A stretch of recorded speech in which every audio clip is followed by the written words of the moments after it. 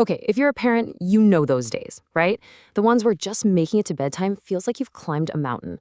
But what if I told you that those exact moments, the ones where you're just trying to survive, are actually the secret to helping your child thrive? Today, we're going to dive into this really powerful idea from the book, The Whole Brain Child. I mean, this quote, it really gets to the heart of it, doesn't it? It completely reframes everything. All those stressful, pull your hair out moments, they aren't just roadblocks we have to get past. They're real, genuine opportunities for connection and for growth. They are thrive moments, just in disguise. You know, as parents, it feels like we're constantly juggling two big goals. First, there's the short-term one, just get through the day, please. But then there's that much bigger picture, the long-term goal, raising kids who really, truly thrive, who grow up to be happy, resilient, and kind people. And let's be real, those survive moments can feel totally relentless. We have all been there. The very public meltdown in the grocery store, playing referee between siblings for the millionth time, or, yeah, finding raisins somewhere they should never ever be. These are the moments that just drain all our energy. But honestly, just surviving the day isn't the real goal, is it? Of course not. We want so much more for our kids. We want to raise good people who can handle their emotions, build great relationships, and face whatever the world throws at them.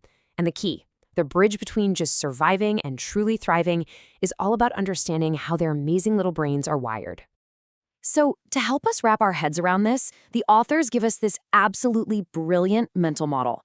I want you to imagine mental health not as some final destination you arrive at, but as a journey down a river, the river of well-being. And the secret to navigating this river, it's a little concept called integration. So, what on earth is integration? Well, put simply, it's just the process of getting all the different parts of the brain to work together as a team, to play nice.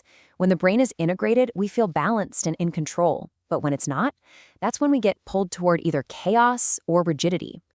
Okay, take a look at this. This right here is our river of well-being.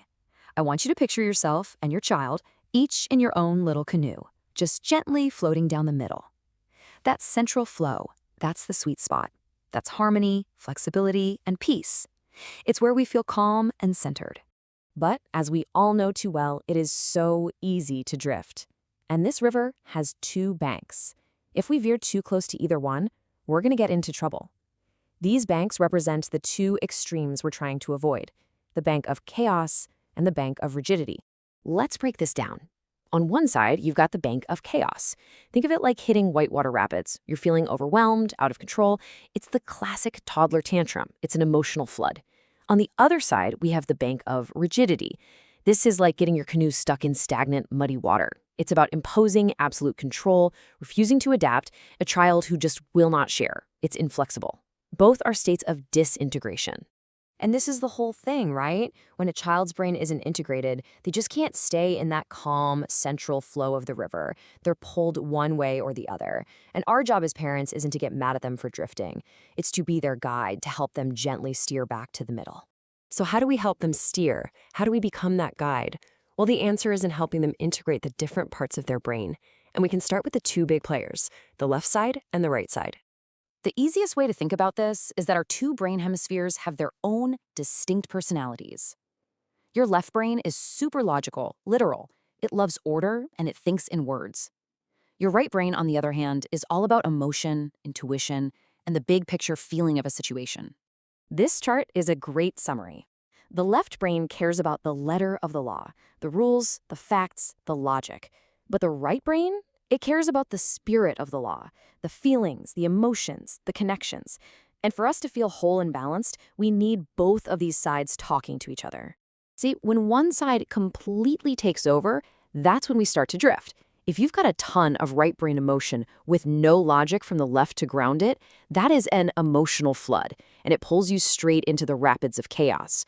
But what about too much left brain logic that ignores all feeling? That creates an emotional desert, leaving you stranded on the bank of rigidity. So here it is, the first big practical tool to help steer back to the river center: connect and redirect. When your child is drowning in right brain emotions, logic is useless. Step one is you have to connect with that emotional right brain. Acknowledge their feelings. Let them feel felt. Then, and only then, once they're calmer, can you bring in step two: Redirect with the left brain, using logic and problem solving. Okay, so let's bring this all back together now. This simple way of thinking, this analogy, it really has the power to change everything about how you parent. It helps you become a guide for your child, not just a judge or a disciplinarian. And that's really the key takeaway here. The next time your child is having a meltdown or just being impossibly stubborn, try to see it differently. Don't see it as bad behavior. See it as them drifting toward one of the banks. That tiny shift in perspective changes your entire role. You move from frustration to guidance, and your first thought becomes, how can I help them get back to the middle of the river? So I'll leave you with this question to carry with you. In any given moment, can you pause and ask, where is my child floating right now? Are they in the stormy rapids of chaos? Or are they stuck in the muddy banks of rigidity? And once you know that, what's one small thing you can do to connect and gently, lovingly guide them back into that beautiful, peaceful flow of well-being?